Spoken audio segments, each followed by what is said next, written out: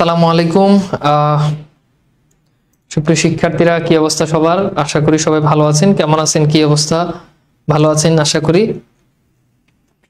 তো আমার কথা কি স্পষ্টভাবে শোনা যাচ্ছে কিনা এবং সাউন্ডটা ক্লিয়ার আছে কিনা আমাকে একটুখানি জানাবেন। আজকে আমরা বাংলা বানানের যেই ক্লাস, আমরা বাংলা বানানের ক্লাস নিয়ে হাজির হয়েছি। আশা করি আপনারা সবাই বাংলা বানান আমাদের পরীক্ষার জন্য ভীষণ গুরুত্বপূর্ণ একটা বলা চলে যে একটা টপিক। এই টপিকটা অবশ্যই আপনারা গুরুত্ব দিয়ে পড়বেন। বানান কিন্তু পরীক্ষার জন্য খুব গুরুত্বপূর্ণ। আমাদের বাংলা ব্যাকরণে যত টপিক আছে তার মধ্যে সবচেয়ে বেশি গুরুত্বপূর্ণ টপিকগুলোর ভিতরে একটা হচ্ছে বাংলা বানানের নিয়ম। তো যাই হোক, সবাই একটুখানি জয়েন করে ফেলেন আমাদের আজকের ক্লাসে। আশা করি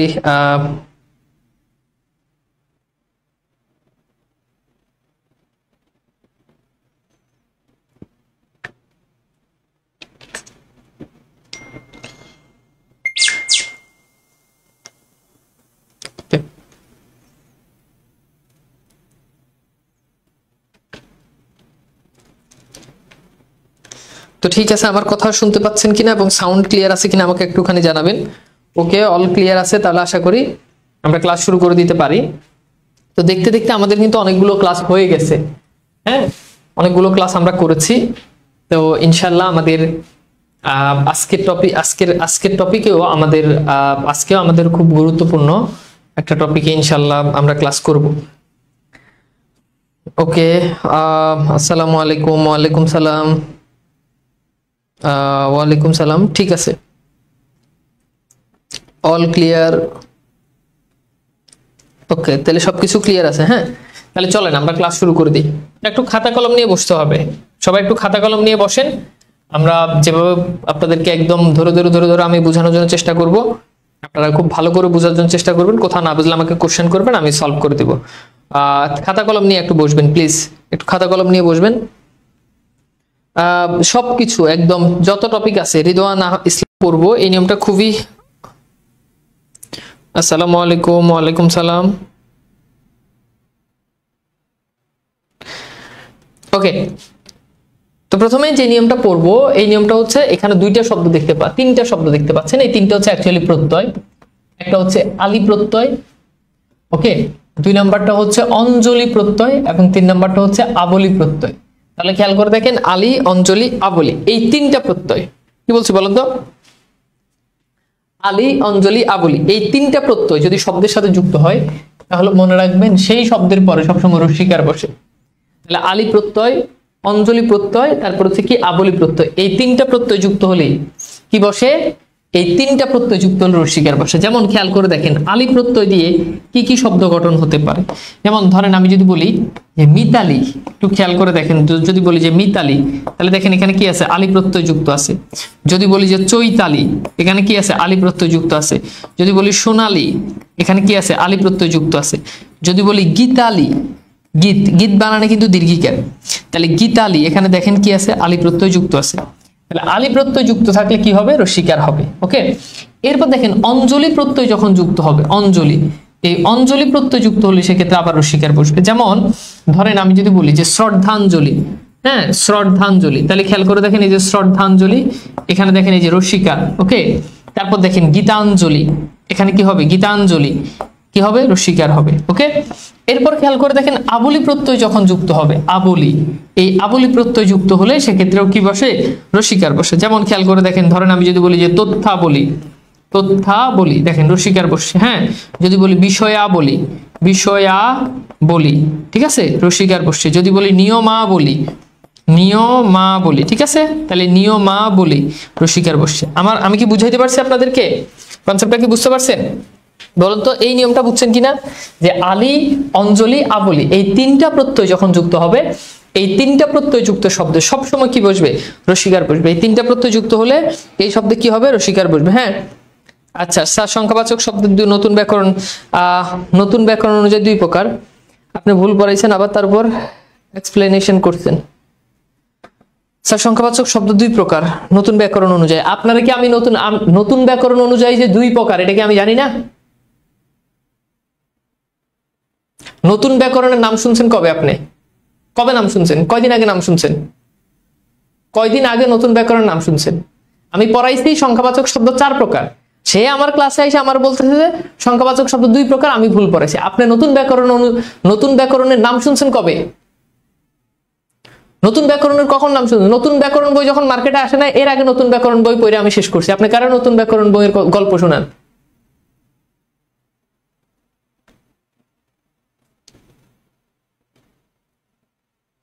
আবার বলে যে আপনি ভুল পড়াইছেন, আবার এক্সপ্লেনেশন করছেন। আমি জানি না নতুন ব্যাকরণ অনুযায়ী 2 প্রকার। আমি তো ক্লাসে বলছি যে নতুন ব্যাকরণ হোক যাই হোক, আপনি আগের ব্যাকরণ অনুযায়ী পড়বেন। নতুন ব্যাকরণ অনুযায়ী জীবনে নতুন বোর্ড ব্যাকরণ বই আসছে কত সালে জানেন? 2021 সাল আসছে। আজকে 2025 সাল পর্যন্ত নতুন ব্যাকরণ অনুযায়ী কোনো প্রশ্ন আসছে এই সংখ্যাবাচক শব্দের উপরে? আসছে একটা কোশ্চেন? সব তো আগের বই থেকে আসে। আপনি আমার নতুন ব্যাকরণের গল্প শুনেন, নতুন ব্যাকরণ আপনি জানেন? আজাই রিপাবলিক।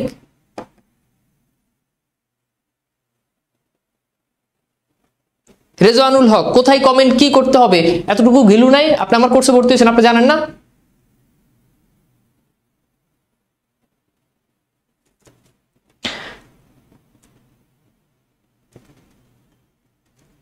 এটা কোনো কথা বলেন? নতুন ব্যাকরণ পাইছে। ব্যাকরণ আবার নতুন আর পুরান কি? 4 প্রকার পড়াইছে, 4 প্রকার পড়বেন। এরপর যদি পরীক্ষা যদি 4 প্রকার বাইরে থেকে আসে না, 2 প্রকার পড়ে শেষ করাই দিব আপনারে আমি? অদ্ভুত কথা ভাই। আপনি কি 2 প্রকার পড়বেন না 4 প্রকার পড়বেন? আমি কি আপনার 2 প্রকার পড়ে শেষ করাই দিব? আমি তো যেটা বেশি সেটা আপনার পড়াইছি।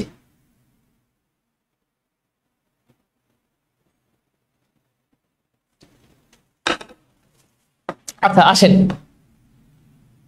দেখেন ভাই, নতুন ব্যাকরণ বইতে কি আছে, পুরান ব্যাকরণ বইতে কি আছে, এটি সব আমার মুখস্থ। আপনি এটা আমার বুঝান লাগবো না। আমি আপনার ওইটাই পড়াই যেটা পরীক্ষা আসবে।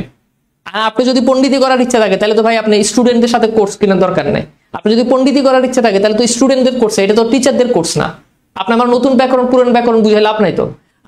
আমার ক্লাসে কোনোদিন আমি নতুন ব্যাকরণ পুরান ব্যাকরণের কথা বলছি না? কথা আমি জানি আপনার বিভ্রান্ত করে লাভ নাই। আপনার শেখা দরকার। নতুন ব্যাকরণ পড়বো না পুরান ব্যাকরণ পড়বো এটা তো পরের আলোচনা। আগে একটা ব্যাকরণ পড়ে শেষ করেন না, তারপর নতুন পুরান ব্যাকরণে যায়। ব্যাকরণ ভাই ব্যাকরণই, এক এক ব্যাকরণের এক এক জনের মতে এক এক রকম, এক এক বইয়ের মতে এক এক রকম, এক এক লেখকের মতে এক এক রকম। এখানে কারোটাকে ভুল বলা যাবে না, আবার কারোটা একদম সঠিক এটাও বলা যাবে না। আপনি একটা শিখেন, একটা শিখলে হবে। আচ্ছা আসেন এইবার আসেন আমরা দেখি, তাহলে বুঝতে পারতেছেন আলী, অঞ্জলি, আবলি এই 3টা প্রত্যয় যুক্ত থাকলে সেক্ষেত্রে কি হবে? রসিকার হবে। তাহলে এই নিয়মটা বুঝছেন? আচ্ছা এরপর আসেন আমরা এই পরের নিয়মে যাই। যদি কখনো পদের শেষে যদি আপনি এই জিনিসটা যদি দেখেন, পদের শেষে যদি জীবী থাকে, পদের শেষে কি থাকে? পদের শেষে জীবী থাকবে। কিছু কিছু মানুষ আছে, কিছু কিছু স্টুডেন্ট আছে 2 কলাম জানার পরে মনে করো দুনিয়ার সব জানে, মানে মনে করে যে দুনিয়ার সে সব জানে। কিন্তু যেহেতু তারা পড়ানোর জন্য দাঁড়াইতেছি, ডেফিনেটলি তার থেকে কম জানি না, হয়তো অনেক কম জানি কিন্তু তার থেকে কম জানি না। পদের শেষে জীবী বানানে 2টা দীর্ঘিকার বসে। পদের শেষে জীবী বানানে কয়টা? তো মনে রাখবেন এটা কিন্তু অবশ্যই পদের শেষে এই লাইনটা উল্লেখ আছে। যেমন খেয়াল করে দেখেন, ধরেন আমি যদি বলি পরজীবী, দেখেন এখানে 2টা দীর্ঘিকার, পরজীবী। যদি বলি পেশাজীবী, পেশাজীবী 2টা দীর্ঘিকার, ঠিক আছে। এরপর আসেন শ্রমজীবী, 2টা দীর্ঘিকার। হ্যাঁ বুঝছেন? তাহলে পরজীবী, পেশাজীবী, শ্রমজীবী। এরপর আসেন যদি বলি কৃষিজীবী, কৃষিজীবী, ঠিক আছে, কৃষিজীবী। আসেন যদি বলি বুদ্ধিজীবী, এগুলোতে কি 2টা দীর্ঘিকার। তবে আবার জীবিকা শব্দ অনেকে, আপনি জীবিকা শব্দটাকে এভাবে লিখতে পারবেন না যে এখানে আপনি 2টা দীর্ঘিকার দিয়ে লিখবেন, এটা কিন্তু হবে না। জীবিকা, হ্যাঁ না, এটা তো এখানে তো জিবিটা তো পদের শেষে বসে না, অ্যাকচুয়ালি জিবি দিয়ে যখন পেশা বুঝায় তখন দুইটা দীর্ঘিকার বসে। এই জীবিকা বানানটা কি হবে? জীবিকা, ঠিক আছে, জীবিকা, বুঝছেন? জীবিকা। আচ্ছা, আমি কি বুঝাইতে পারছি বলেন তো? এটা কি ক্লিয়ার যে পদের শেষে জিবি বানানে দুইটা দীর্ঘিকার বসে, অর্থাৎ কোন একটা পদ যখন শেষ হবে এই শেষে তখন দুইটা কি হবে? দুইটা দীর্ঘিকার বসবে। বুঝতে পারছেন? কথা ক্লিয়ার? এটুকু পর্যন্ত বুঝতে পারছেন? কোনো প্রবলেম আছে এতটুকুর ভিতরে? ওকে, তাহলে আশা করি এতটুকুর ভিতরে আমাদের মোটামুটি জিনিসটা ক্লিয়ার। আচ্ছা, এইবার আসেন আমরা দেখি, ঠিক আছে? তাহলে জিবি বানানটা কি হবে? প্রথমটা দীর্ঘিকার হবে, আর পরেরটা কি হবে? পরেরটা হবে রস্যিকার। পরেরটা কি হবে? পরেরটা হবে রস্যিকার। হ্যাঁ, ওকে, ক্লিয়ার? তাহলে পরজীবী, পেশাজীবী, মৎস্যজীবী, বুদ্ধিজীবী যা বলুন। আচ্ছা, এরপর বলছে রেপের পর ব্যঞ্জন বর্ণে দ্বিত্ব হবে। দ্বিত্ব মানে কি? দ্বিত্ব মানে হচ্ছে দুইবার। দ্বিত্ব মানে কি? দ্বিত্ব মানে হচ্ছে দুইবার, অর্থাৎ রেপের পর ব্যঞ্জন বর্ণ দুইবার দ্বিত্ব হবে। দ্বিত্ব মানে দুইবার। যেমন খেয়াল করে দেখেন, ধরেন আমি যদি বলি কার্য, এখন দেখেন এখানে রেপ আছে না? রেপ আছে? আছে। এখন দেখেন রেপ যদি থাকে তাহলে এইটাকে বলছে যে দ্বিত্ব হবে না। তাহলে দেখেন কার্য আপনি যদি এইভাবে যদি লেখেন তাহলে এখানে জ কয়টা আসছে? দুইটা, একটা জ আর একটা জফালা। জফালা মানে কি? জ। তাহলে বলেন তো এইটা সঠিক, এক নাম্বারটা সঠিক নাকি দুই নাম্বারটা সঠিক? কোনটা উত্তর করবেন? এক নাম্বারটা সঠিক নাকি দুই নাম্বারটা সঠিক? বলেন তো। বুঝতেই পারতেছেন যে এখানে প্রথম যে কার্য এটাতে দুইবার আসছে, এখানে একটা জ আবার এখানে একটা জ। তাহলে রেপ আছে, এই যে দেখেন রেপ আছে, রেপের পর দুইটা জ বসছে। তো এই যে বানানটা আছে এই বানানটা ভুল, আর এই বানানটা হচ্ছে কি? সঠিক। বুঝছেন নিয়মটা? আশা করি বুঝতে পারছেন। রেপের পর ব্যঞ্জন বর্ণে দ্বিত্ব হয় না। আচ্ছা, ধরেন আমি যদি বলি ধৈর্য, তাহলে খেয়াল করে দেখেন তো, ধৈর্য এই এক নাম্বার বানান এটা সঠিক নাকি দুই নাম্বার বানান এটা সঠিক? বলেন তো। ধৈর্য, বলেন তো কোন বানানটা সঠিক? প্রথমটা সঠিক নাকি দ্বিতীয়টা সঠিক?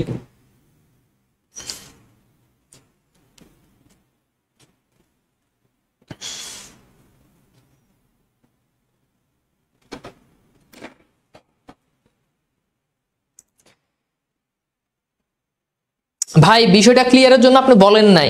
রিজওয়ানুল হক, আপনার আমি আপনাদের গ্রুপে আপনার কমেন্টটা দিব। আপনি এক্সপ্লেনেশনের জন্য তো আমার বলেন না। আপনি যদি এক্সপ্লেনেশনের জন্য বলতেন তাহলে তো আমার কাছে মনে হয় না যে আপনার নতুন ব্যাকরণ, পুরান ব্যাকরণ দুইটা চারটা এটা বোঝানোর দরকার আছে। আমি আপনার বেশি যেটা সেটা পড়াই দিছি, শেষ। আপনি জিনিসটা এক্সপ্লেনেশনের জন্য বলেন। এক্সপ্লেনেশনের জন্য বললে আপনি তো আমার বলতে পারেন না যে আপনি ভুল পড়াইছেন, আবার লিখছেন, আবার তার উপর এক ভুল এক্সপ্লেনেশন করছেন। আপনি আমার কি মানে বোকা পাইছেন?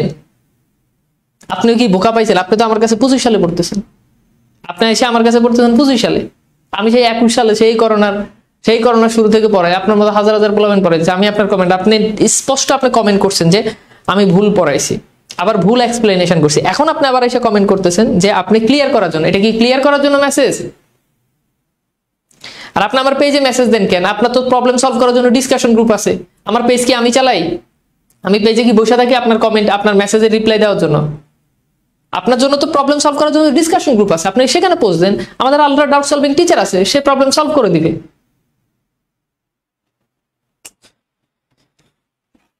যেটা করছেন সেটা ভালো হয় নাই, মানে আপনার কথা বলা এটা খুব মানে খালি চাকরির জন্য খালি পড়লে হবে না। যথেষ্ট বয়স হয়েছে কিন্তু কথাবার্তা খুব হিসাব নিকাশ করে সব জায়গায় সবকিছু পড়া। আমি যদি ভুলও করি, আমি যদি ভুলও পড়াই, আপনি ক্লাসে ডিরেক্ট এই কথা বলতে পারেন না। এটা তো আপনি টিচারের সাথে আপনি তো ডিরেক্ট এই কথা বলতে পারেন না। ধরেন আমি ভুল পড়াইছি, আমি ভুল করছি, তারপর আপনি এই কথা বলতে পারেন না, তাই না? আপনি জানতে চাওয়া এক জিনিস, আর আপনার প্রশ্নের প্যাটার্নই তো বলে। আপনি তো প্রশ্নই করেন, আপনি তো ডিরেক্ট বলছেন আমি ভুল পড়াইছি, ভুল এক্সপ্লেনেশন করছি। এগুলো করবেন না কখনোই। তাহলে বুঝতে পারতেছেন এখানে তো কি আছে? যথা দুইবার আছে, সেটা হবে না। এখন অনেকেই মনে করতে তাহলে এটা কি? এটা ভুল আর এটা হচ্ছে সঠিক। এখন আপনারা এবার বলেন, এখানে এক নাম্বার বানান আমি যেটা লিখলাম দৈর্ঘ্য, দুই নাম্বার বানান আমি লিখলাম দৈর্ঘ্য। বলেন তো এখানে কোন বানানটা সঠিক? এবার বলেন। এখন অনেকেই কনফিউজড হয়ে যাবে। ওকে, ঠিক আছে, আলমগীর কবি স্যার বাদ দেন না। বাদ তো দিতেই হবে, কিন্তু জিনিসগুলো খুবই প্যাথেটিক। আপনাদের জন্য এত কষ্ট করে পড়ায়। পড়াশোনা তো আসলে টিচাররা তো শুধু টাকার জন্য পড়ায় না। তো দুনিয়া যত প্রফেশন আছে সব প্রফেশনের মধ্যে শিক্ষকতা প্রফেশনটা অনেক সম্মানের একটা প্রফেশন। তো এইটা শুধু টাকা না যে খালি আপনি আমার টাকা দিয়েছেন এটা। আচ্ছা বলেন, টাকা দিয়ে তো আপনি দোকান থেকে একটা জিনিসও কিনেন, কিন্তু মুদি দোকানদারে আপনি যে সম্মান করেন, টিচারকেও তো আপনি টাকা দিয়েই পড়েন। সেই প্রাইমারি স্কুলে বলেন, হাই স্কুলে, কিন্তু টিচারকে কি সেভাবে আপনি ট্রিট করেন না। তো শিক্ষকতা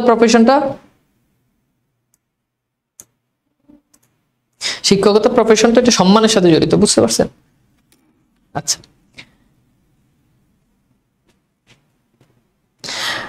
আচ্ছা,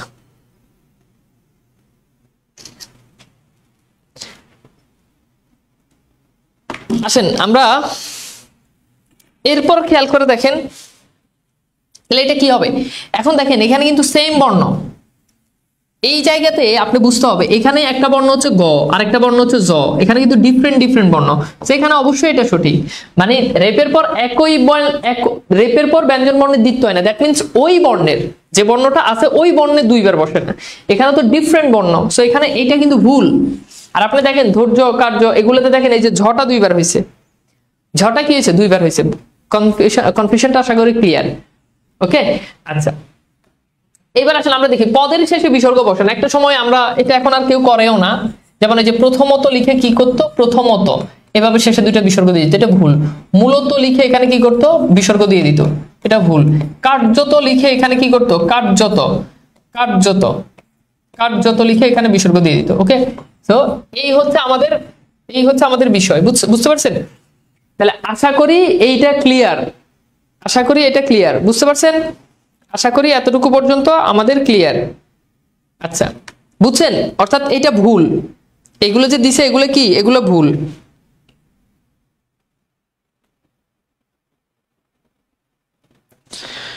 এটা ভুল, বুঝতে পারছেন? ওকে, তাহলে এগুলো ভুল। এবার আসেন আমরা কিছু একটা গুরুত্বপূর্ণ কনসেপ্ট সম্পর্কে আমরা এখন আলোচনা করব।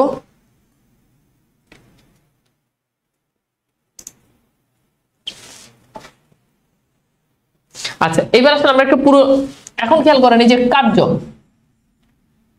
এই যে কারি, এই কারি এখানে মনে রাখবেন ব্যক্তি বুঝালে সাধারণত কারি বানানে দীর্ঘিকার হয়। ব্যক্তি বুঝালে কারি বানান, যেমন খেয়াল করে দেখেন উপকারী মানে কি, যে উপকার করে। যেমন যদি বলি ব্যবহারকারী, ওকে। এরপর খেয়াল করে দেখেন আমি যদি বলি যে ছিনতাইকারী, দেখছেন এগুলোতে কি হচ্ছে, দীর্ঘিকার হচ্ছে, বুঝছেন? সহকারী দীর্ঘিকার হয়, কিন্তু কারি না বুঝালে সেক্ষেত্রে কিন্তু রস্বীকার হয়। যেমন খেয়াল করে দেখেন, মানে ব্যক্তি না বুঝালে, যেমন দেখেন আমি যদি বলি পাইকারি, দেখছেন? তরকারি, ঠিক আছে, দরকারি, ঠিক আছে, দরকারি, বুঝছেন? আশা করি জিনিসটা বুঝতে পারছেন, আমি কি বুঝাইতে পারছি? অর্থাৎ যখন যদি দেখেন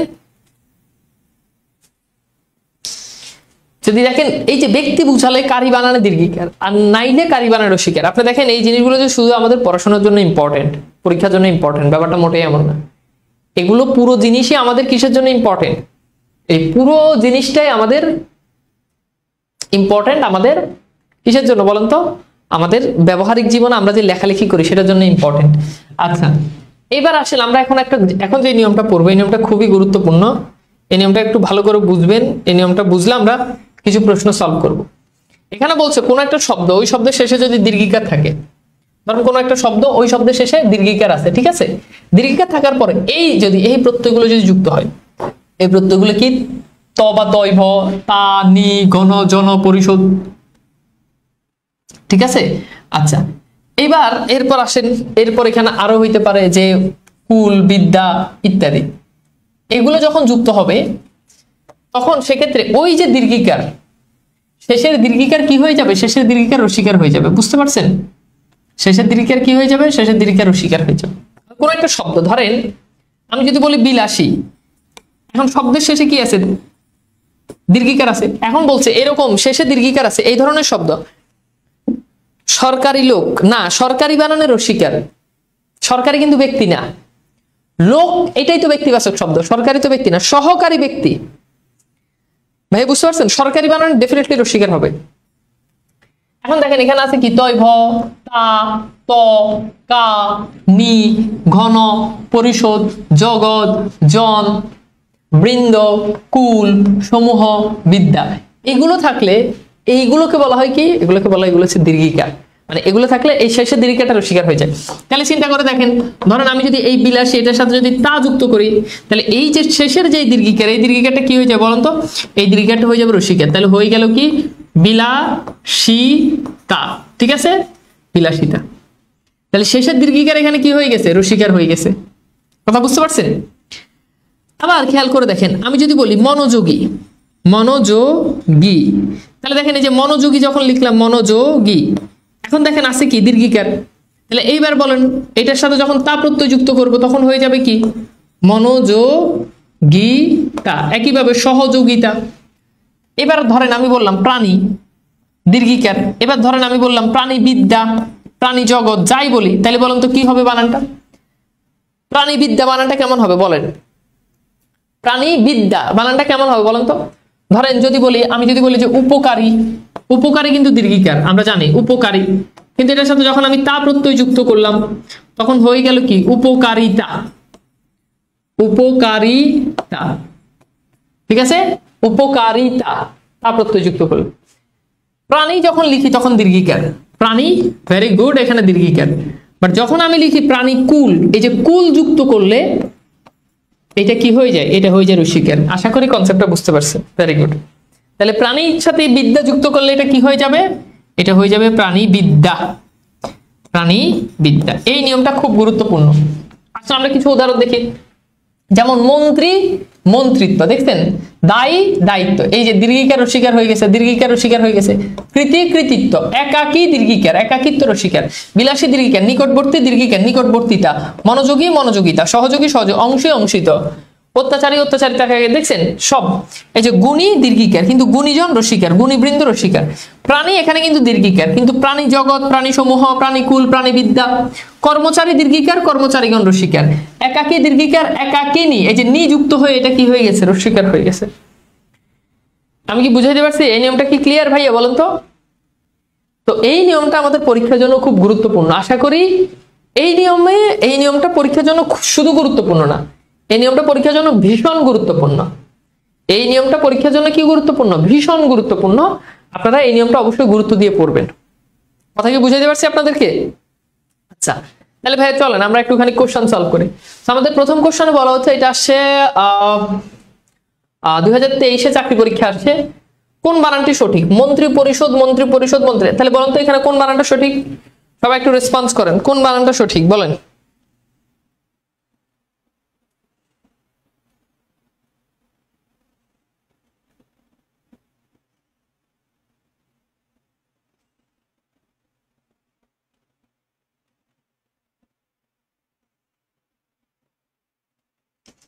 ওকে, কোন বানানটা সঠিক? আচ্ছা লেখা বড় করে লিখবো, ঠিক আছে। তাহলে দেখেন মন্ত্রীর সাথে পরিষদ যুক্ত হয়েছে, তাহলে মন্ত্রী বানানে দীর্ঘিকার, তাহলে হয়ে যাবে রসিকার। এখন রসিকার আছে এইটাতে, এইটাতে। এখন এখানে পরিষদ বানান ভুল, তার মানে এটাও হবে না। সঠিক উত্তর হচ্ছে খ। আমি কি বুঝাইতে পারছি? আচ্ছা এরপর দেখেন কোন বানানটি সঠিক, এটাও দেখেন 2023 আসছে। তাহলে বলেন তো এখানে কোন বানানটা সঠিক? সঠিক উত্তর কি হবে? কোন বানানটি শুদ্ধ বলেন, কোন বানানটি শুদ্ধ বলেন তো? শুদ্ধ বানান কোনটা? কোন বানানটি শুদ্ধ? তাহলে শুদ্ধ বানান কোনটা উত্তর করবেন? কোন বানানটি শুদ্ধ বলেন তো? প্রতিযোগী বানানে দীর্ঘিকার, কিন্তু তা প্রত্যয় যুক্ত হয়েছে, তাহলে রসিকার হবে। তার মানে রসিকার হলে এটা বাদ, কারণ এখানে আছে দীর্ঘিকার। এখানে প্রতি বানানো হবে রসিকার, এটা বাদ, এখানে দিছে দীর্ঘিকার। আর এখানে জয় সাথে ওকার নাই, তার মানে এটা বাদ। সো আমাদের সঠিক উত্তর হচ্ছে ক, প্রতিযোগিতা। ওকে আচ্ছা এবার আসলে আমরা একটুখানি নিয়মটা একটু দেখি। এখানে যে দন্ত সহস্থ এবং দন্ত সহস্থ এটার ব্যাপার মনে রাখবেন। ধরেন কণ্ঠ, এটার কি এই শব্দটার অর্থ আছে না? কণ্ঠ, এই যে মিনিংফুল একটা শব্দ, এই শব্দের শেষে মনে রাখবেন মিনিংফুল শব্দের শেষে দন্ত সহস্থ যুক্ত হয়। ঠিক আছে, কণ্ঠস্থ, দেখেন কণ্ঠ এটার মিনিং আছে এই জন্য। কিন্তু ব্যস্ত শব্দটা খেয়াল করে দেখেন, বয়েজ অফ আলা, এটার কোনো মিনিং নাই। এই যে দেখেন বয়েজ অফ আলা, এটা যেহেতু কোনো মিনিং নাই, এই জন্য এটার সাথে যুক্ত হবে দন্ত সহস্থ। তবে এনিওয়ে একটা শব্দ ব্যতিক্রম, সেটা হচ্ছে বিশ্বস্ত। বিশ্ব এটার মিনিং আছে, কিন্তু এটা হবে কি? বিশ্বস্ত। খেয়াল করে দেখেন এখানে কণ্ঠস্থ, কণ্ঠ মিনিং আছে এই জন্য দন্ত সস্থ, গৃহস্থ মিনিং আছে দন্ত সস্থ, মধ্যস্থ, অন্তস্থ, দেখছেন। আর এই যে দেখেন এগুলো কোনোটাতে মিনিং নাই, ব্যস্ত, বৈজফালা, গৈরফালা, পরাস্ত, পরা, বিন্যস্ত, ভিন্ন, এটার কোনো মিনিং নাই, অস্ত, সরেয়, এটার কোনো মিনিং নাই। আরেকটা শব্দ মনে রাখবেন, সমস্ত, সমস্ত, বুঝছেন, সমস্ততেও কিন্তু কি হবে, দন্ত সস্থ হবে।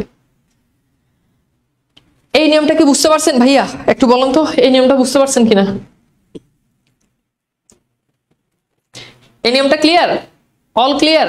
এই নিয়মটা থেকে পরীক্ষাতে প্রশ্ন আসে, নিয়মটা খুব গুরুত্বপূর্ণ। আসলে এই নিয়মটা থেকে পরীক্ষাতে প্রশ্ন আসে যে নিচের কোনটি অশুদ্ধ, মানে কোনটি ভুল বানান, ক্ষমা একটি মহৎ গুণ, বিপদগ্রস্তকে সাহায্য করো, আমি নির্দোষ নও, ঠিক আছে, তুমি নির্দোষ নও, মাছগুলোর দাম কত।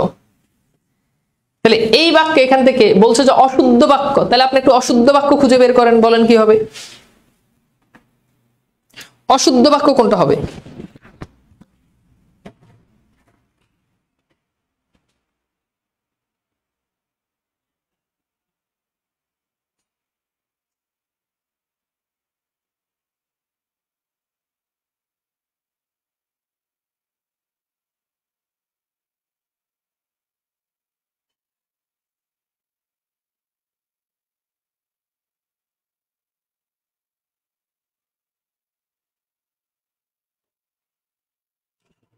অশুদ্ধ বাক্য কোনটা হবে বলুন তো? গুড।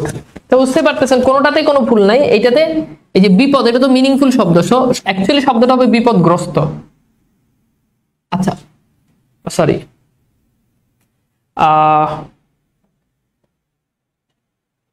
বিপদগ্রস্ত, ও ঠিক আছে।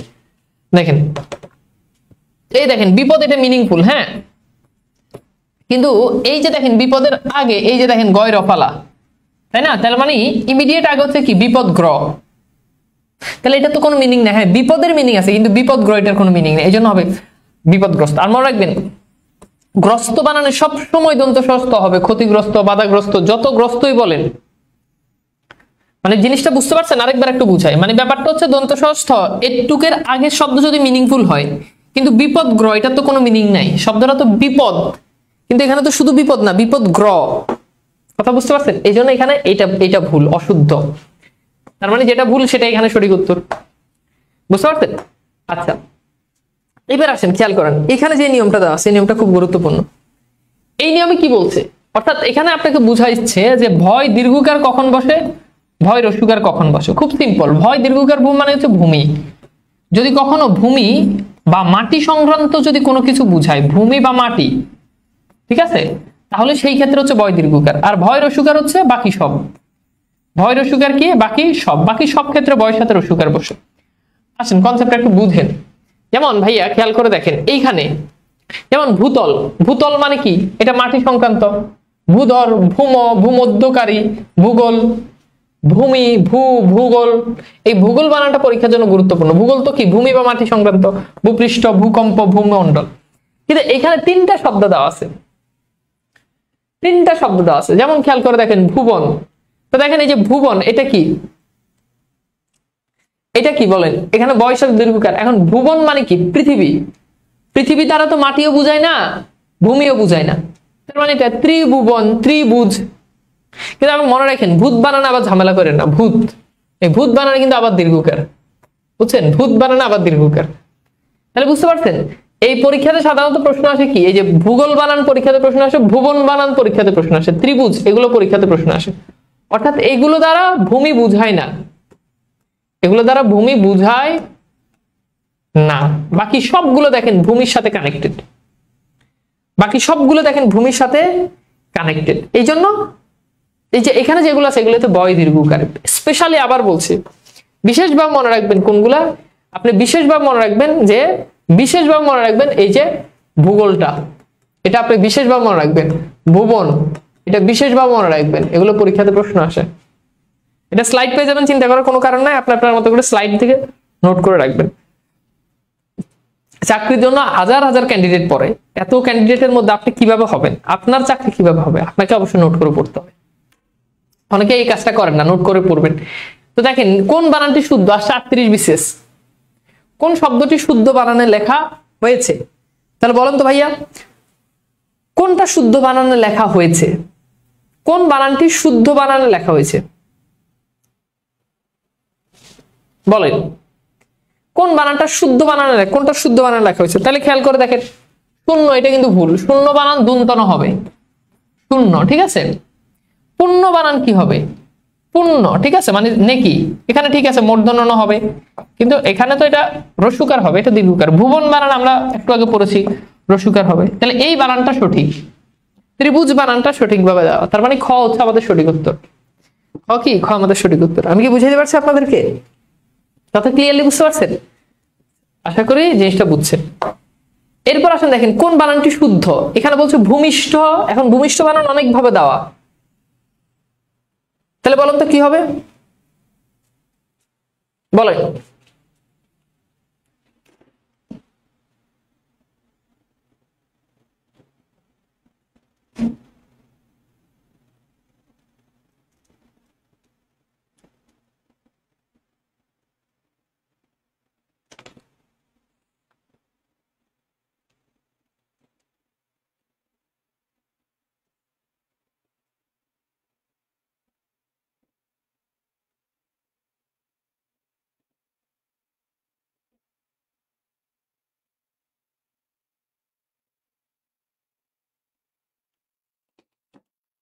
তাহলে বুঝতেই পারতেছেন, প্রথম কথা হচ্ছে ভূম, এটা তো হবেই না, এটা সবার আগে বাদ। ভূমি বানানের রসিকের, এটা সবার আগে বাদ। এখন শব্দটা কিন্তু ভূমিষ্ঠ, ঠিক আছে, মূর্ধন্য ষ হবে, তার মানে এটাও বাদ। ভূমিষ্ঠ না, আমরা কি বলি? পাপিষ্ঠ, পাপিষ্ঠ, পাপিষ্ঠ, ঠিক আছে। তাহলে কি হবে? ভূমিষ্ঠ, এটা হচ্ছে সঠিক। ক্লিয়ার? আশা করি বুঝতে পারছেন। এরপর দেখেন ভুল বানান কোনটি। দেখছেন পরীক্ষাতে কত প্রশ্ন আসছে ভুল বানান। ভুল বানান কোনটা বলেন? ভুল বানান, তাহলে সবই ঠিক আছে। ভুল বানান, ভুবন বানানে কি হবে বলেন? ভুবন বানান পড়ছেন না? ভুবন যেহেতু ভূমি সংক্রান্ত না, তাহলে এখানে অবশ্যই কি হবে? রস্যকার হবে। কথা ক্লিয়ার? এখানে কি হবে? রস্যকার হবে। আচ্ছা, আশা করি এতটুকু পর্যন্ত আমাদের ক্লিয়ার। আশা করি এতটুকু পর্যন্ত আমাদের কনসেপ্ট খুব ভালোভাবে ক্লিয়ার। আমি কি বুঝাইতে পারছি আপনাদেরকে?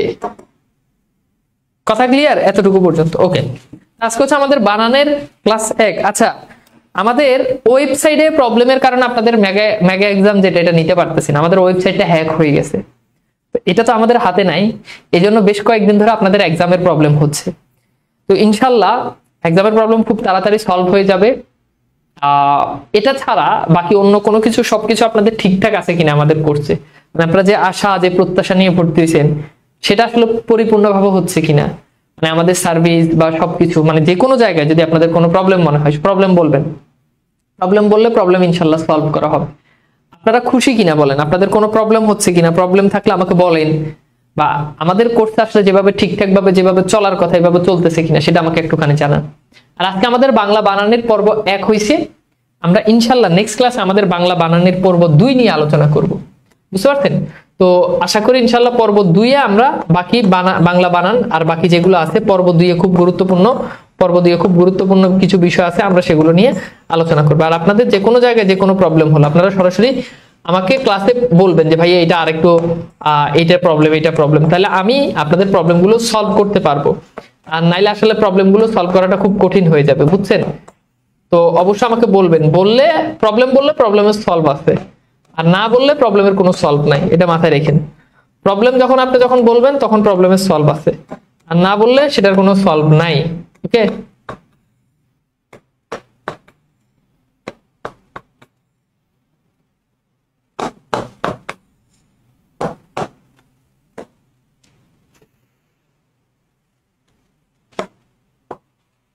ঠিক আছে? ওকে, আলহামদুলিল্লাহ। জি আলহামদুলিল্লাহ, আমাকে বলবেন।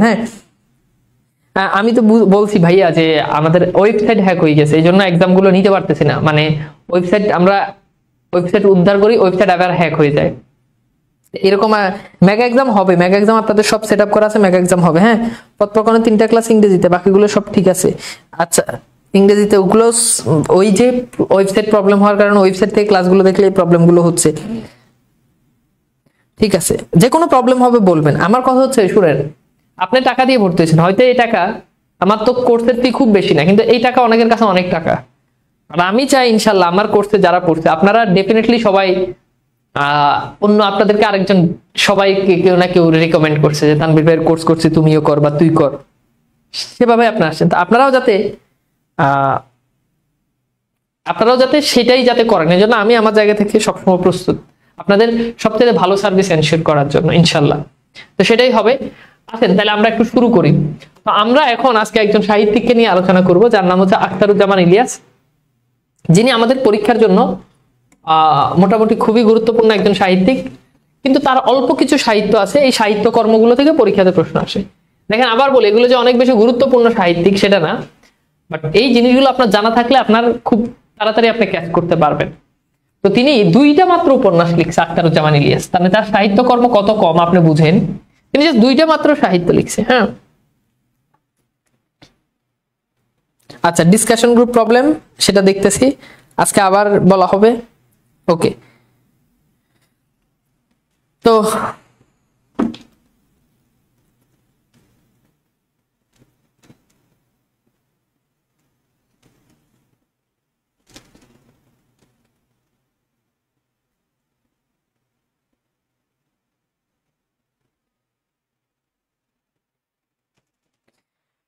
আচ্ছা, তো একটুখানি খেয়াল করে দেখেন, তিনি 2টা উপন্যাস লিখছে এবং গোটা 5 তার গল্প গ্রন্থ, অর্থাৎ 5টা গল্প গ্রন্থ আছে আর একটা প্রবন্ধ সংকলন। এইটাই হচ্ছে আমাদের আখতারুজ্জামান ইলিয়াস। কিন্তু তার যে 2টা উপন্যাস আছে, এই 2টা উপন্যাস বাংলা সাহিত্যে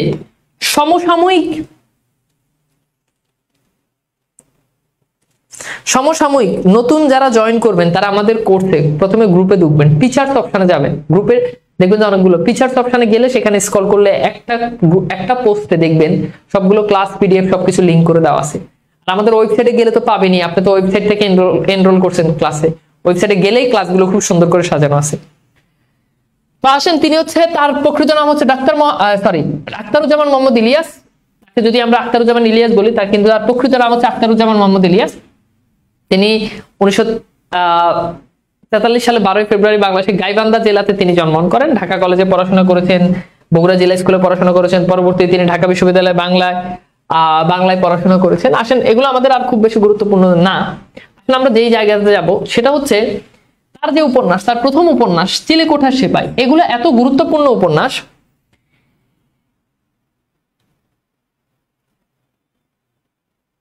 খেয়াল করেন, এগুলো এত গুরুত্বপূর্ণ উপন্যাস। এই যে চিলেকোঠার সেপাই, আপনারা জানেন যে 1969 যে গণ অভ্যুত্থান হয়েছে, এই গণ অভ্যুত্থানে লেখা উপন্যাস হচ্ছে এটা। মনে রাখবেন যারা আপনারা চাকরির জন্য যারা পড়তেছেন, 52 ভাষা আন্দোলন, গণ অভ্যুত্থান, 71 সাহিত্য, এগুলো খুব ভালো করে পড়বেন। ঠিক আছে, যেমন এই যে দেখেন চিলেকোঠার সেপাই, এটা কেন এত গুরুত্বপূর্ণ? এটা কোনো রোমান্টিক কোনো প্রেমের কাহিনী না, খুব বিখ্যাত এরকমও না, কিন্তু এটা আমাদের গণ অভ্যুত্থানের সাথে জড়িত। এই জন্য তো এটা লেখকের প্রথম উপন্যাস, এটা গণ অভ্যুত্থানের সাথে, এটা গণ অভ্যুত্থানের প্রেক্ষাপটে। এই যে দেখেন এখানে দেওয়া আছে 1969 গণ অভ্যুত্থানের প্রেক্ষাপটে দেওয়া আছে, যেখানে উল্লেখযোগ্য চরিত্রগুলোর ভিতরে রয়েছে উসমান, আনোয়ার, হাড্ডি খিজির। এই উপন্যাসে বাংলাদেশের স্বাধীনতা সংগ্রামের পূর্বে প্রকাশ পেয়েছে, অর্থাৎ বাংলাদেশের স্বাধীনতা সংগ্রামের আগে প্রকাশ পেয়েছে। তাহলে এখান থেকে এটা মনে রাখবেন, চিলেকোঠার সেপাই। আর প্রবেশ, এই যে প্রকাশকাল যেটা, এটাও মনে রাখবেন 1987। এরপর আসেন, এখানে দেখেন ক্যারেক্টার গুলো সম্পর্কে দেওয়া আছে। যেমন আমরা উসমান যে ক্যারেক্টারটা পাই, উসমান হচ্ছে দেশ বিভাগের সময় উদ্বাস্তু হয়ে সে ঢাকায় আসে। ঢাকার একটা ঘিঞ্জি গলির মধ্যে সে চিলেকোঠায় বাস করে। চিলেকোঠা মানে কি আপনারা জানেন? চিলেকোঠা মানে হচ্ছে, দেখবেন মানে ছাদের উপর একটা রুম থাকে, ওইটাকে বলা হয় চিলেকোঠা।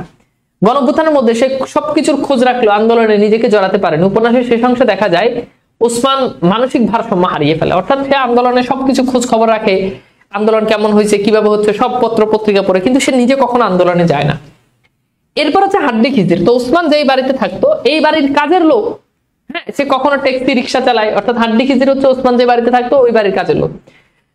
এবং সে ছেলে বউয়ের কথা চিন্তা না করে সরাসরি আন্দোলন সংগ্রামে যায়। অর্থাৎ দেখেন, একজন ট্যাক্সি ড্রাইভার, একজন বাসার কেয়ারটেকার, সে গণ অভ্যুত্থানের সময় আন্দোলনে যায়, আন্দোলনে জড়িয়ে পড়ে। শেষ পর্যন্ত হাড্ডি খিজির আন্দোলন করতে গিয়ে পুলিশের গুলিতে প্রাণ হারায়। অর্থাৎ গণ অভ্যুত্থানে যে আন্দোলন, এই আন্দোলনের স্পিরিট, এই আন্দোলন আসলে অসংখ্য নানা শ্রেণী পেশার মানুষ জীবন দিয়েছে, আর সেটারই একটা উজ্জ্বল দৃষ্টান্ত হচ্ছে হাড্ডিগিজির। এরপর হচ্ছে আনোয়ার ক্যারেক্টারটা আমরা দেখি, সে হচ্ছে ওসমানের বন্ধু আনোয়ার। এই যে ওসমানের বন্ধু আনোয়ার, আনোয়ার পরিস্থিতি পর্যবেক্ষণের জন্য গ্রামে যায়। তার গ্রামে যাওয়ার মধ্য দিয়ে গ্রামীণ জীবনের বিশ্লেষণাত্মক বর্ণনা এবং শহরের উত্তাল রাজনীতির ঢেউ গ্রামের জীবনকে কিভাবে দোলা দেয় তা ফুটে ওঠে। তো সে মূলত আনোয়ার যখন গ্রামে যায় তখন গ্রামের যে পরিস্থিতি, শহরে তো আন্দোলনের প্রাণ কেন্দ্র হচ্ছে ঢাকা শহর, কিন্তু এই যে গ্রাম অঞ্চলের মানুষজন যে আন্দোলন নিয়ে তাদের ভিতরে এত উৎসাহ, গ্রামে দেখা যাচ্ছে, গ্রামে তো আন্দোলন হচ্ছে না, গ্রামে দেখা যাচ্ছে মানুষ টিভি নিয়ে বসে আছে, রেডিও নিয়ে বসে আছে, সবার মুখে মুখে তখন আন্দোলন। তো সেই জিনিসটা আনোয়ার যখন গ্রামে যায় তার মধ্য দিয়ে সেটা ফুটে উঠছে। এরপর আসেন তার দ্বিতীয় উপন্যাসের নাম হচ্ছে খোয়াবনামা। খোয়াবনামা উপন্যাসটা তো অনেকগুলো প্রেক্ষাপট আছে। তার মধ্যে প্রথমত হচ্ছে এটা হচ্ছে বাংলার নিম্ন শ্রেণীর শ্রমজীবী মানুষের জীবনের বিভিন্ন বিষয়। এছাড়া ফকির সন্ন্যাসী বিদ্রোহ আপনারা সবাই জানেন, আসামের ভূমিকম্প এবং তেবাগ আন্দোলন, ইতিহাসের যে তেবাগ আন্দোলন, এবং 1943-এ যে মনন্তর হয়েছে, পাকিস্তান আন্দোলন, সাম্প্রদায়িক দাঙ্গা ইত্যাদি অনেক বিষয় নিয়ে খোয়াবনামা উপন্যাস লেখা। একাধিক বিষয় না, যেমন এর আগে আমরা পড়ছি চিলেকোঠার সেপাই। তো চিলেকোঠার সেপাই হচ্ছে আমাদের গণ অভ্যুত্থান, আর এটা হচ্ছে কি অনেকগুলো প্রেক্ষাপটে। আচ্ছা, এরপর আসলে আমরা একটুখানি দেখি তার যে গল্প গ্রন্থ আছে, অন্য ঘরে অন্য শহর, খোয়ারি, দুধে ভাত উৎপাত, জাল স্বপ্ন স্বপ্নের জাল, জাল স্বপ্ন স্বপ্নের জাল। এখান থেকে তার একটা বিখ্যাত গল্প রেইনকোট, এটা না হয়েছে রেইনকোট গল্প, বুঝছেন? রেইনকোট, এই রেইনকোট গল্পে দেখা যায় যারা কেন্দ্রীয় চরিত্র তার মধ্যে রয়েছে নুরুল হুদা। নুরুল হুদা সে হচ্ছে খুবই ভীতু, এবং সে হচ্ছে বর্তমান ঢাকা কলেজের সে কেমিস্ট্রি লেকচারার। তো তার যে শালা ছিল, তার শালার নাম ছিল মিন্টু। তো এই যে মিন্টু, তার একটা রেইনকোট ছিল। তো একবার কলেজ থেকে নুরুল হুদাকে ডাকতে বৃষ্টির ভিতরে, তখন ঢাকা শহরের যে পরিবেশ পরিস্থিতি 1971-এ ঢাকা শহরটা আসলে কেমন ছিল, থমথমে পরিবেশ, যে আন্দোলন সংগ্রাম চলতেছে, সেটার উপর এই রেইনকোট গল্পটা লেখা হয়েছে। তো মুক্তিযোদ্ধার রেইনকোট, নুরুল হুদা সাধারণত ভীতু, সে একজন কলেজের সাধারণ লেকচারার। তখন তার শালা ছিল মুক্তিযোদ্ধা। মিন্টুর রেইনকোট তার বউ তাকে পরাই দেয় যখন সে কলেজে যাবে বৃষ্টির দিনে ভিজে ভিজে। তখন তার শালার রেইনকোট পরার পর তার মধ্যে একটা মুক্তিযুদ্ধের একটা চেতনা জাগ্রত হয়েছে, সেখান থেকে এটার নাম হচ্ছে রেইনকোট। এরপর হচ্ছে দোজখের রুম, এই 5টা হচ্ছে গল্প গ্রন্থ তার। এরপর আসেন তার ছোট গল্প অনেকগুলো রয়েছে, এগুলো খুব বেশি গুরুত্বপূর্ণ না, স্পেশালি রেইনকোটটা মনে রাখবেন। তারপর আসেন ছোট গল্প, এখানে আরো অনেকগুলো ছোট গল্প আছে, মুক্তিযুদ্ধ ভিত্তিক গল্প, এইগুলো মনে রাখবেন, এটা খুবই গুরুত্বপূর্ণ। সবগুলো মনে রাখার কথা আমি বলিও নাই, এটা মনে রাখবেন। মিলির হাতে স্টেন গান, পরীক্ষাতে অনেকবার আসছে, মিলির হাতে স্টেন গান, বুঝছেন এটা? আচ্ছা, এরপর আসেন রেইনকোট, জাল স্বপ্ন স্বপ্নের জাল, অপগাল। এই যে রেইনকোট আর মিলির হাতে স্টেন গান, এই দুটো অবশ্যই মনে রাখবেন।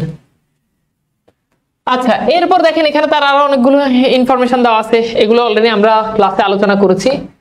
এই কয়টা ইনফরমেশন, তার কিন্তু সাহিত্যকর্ম খুবই কম, এই অল্প কিছু সাহিত্যকর্ম মনে রাখবেন, দ্যাটস ইট। মানে আপনাকে সব মনে রাখতে হবে না, আমি কিন্তু সবকিছু মনে রাখার কথা বলিও নাই। কোর্স শেষ হলে আপনাদের রেকর্ড ক্লাসগুলো থাকবে ইনশাল্লাহ, এটা নিয়ে আপনাদের কোনো চিন্তা করার কোনো কারণ নাই। কোর্স শেষ হলে আপনাদের রেকর্ড ক্লাসগুলো থাকবে। আচ্ছা, ঠিক আছে। তাহলে এইবার আমাকে একটু বলেন যে আজকে আমাদের নেক্সট ক্লাসে, আজকের ক্লাসে আমরা পড়লাম হচ্ছে বানানের একটা অংশ, নেক্সট ক্লাসে আমরা বানানের আরেকটা অংশ নিয়ে আলোচনা করবো ইনশাল্লাহ। তো আশা করি আজকের ক্লাসটা আপনাদের কাছে ভালো লেগেছে। আজকের ক্লাস কেমন লেগেছে একটুখানি জানিয়ে দিন। আর আপনাদের মেগা এক্সাম, আমাদের ওয়েবসাইট ঠিকঠাক হলেই মেগা এক্সাম নিয়ে নিব। সবাই মেগা এক্সামের জন্য প্রিপারেশন নিয়ে রাখেন, যে চক্রের উপর মেগা এক্সাম হবে ওই চক্রের টপিকগুলো ভালো করে পড়ে রাখেন। ওকে, তো ঠিক আছে, তাহলে আজকের মতো আমরা এখানে বিদায় নিচ্ছি। নেক্সট ক্লাসে ইনশাল্লাহ আমরা বানানটা শেষ করব এবং বানানের বাকি যে নিয়মগুলো আছে সেগুলো নিয়েও আলোচনা করব। তাহলে আজকের মতো বিদায় নিচ্ছি, সবাই ভালো থাকেন, সুন্দর থাকেন, সুস্থ থাকেন, আল্লাহ হাফেজ।